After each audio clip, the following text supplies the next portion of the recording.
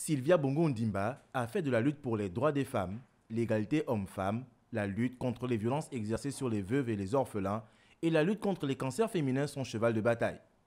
Depuis plusieurs années, la première dame du Gabon accompagne l'État à travers différents mécanismes en matière de sensibilisation et de prévention des cancers féminins, avec notamment la campagne Octobre Rose.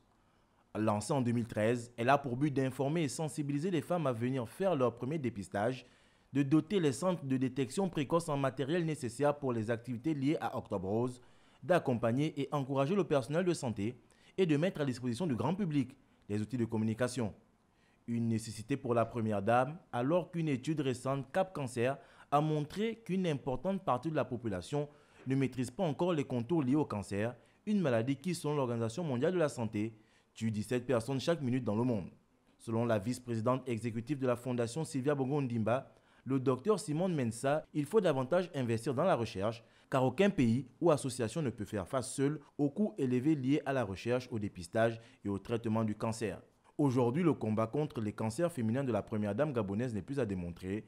D'ailleurs, la fondation Sylvia Bongo Ondimba est membre de l'Union for International Cancer Control, organisme international qui aide des acteurs du monde entier à lutter ensemble contre le cancer.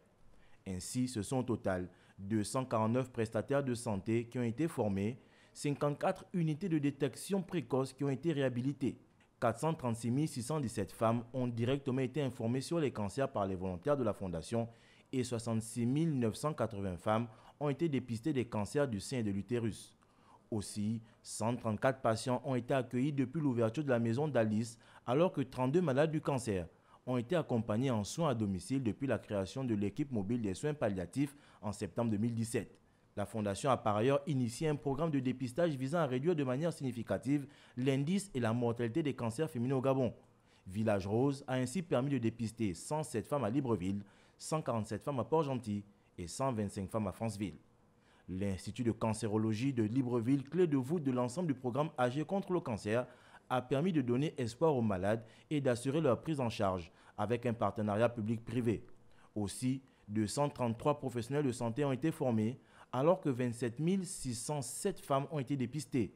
600 à 700 patients par an ont pu avoir accès à des traitements de radiothérapie et de chimiothérapie.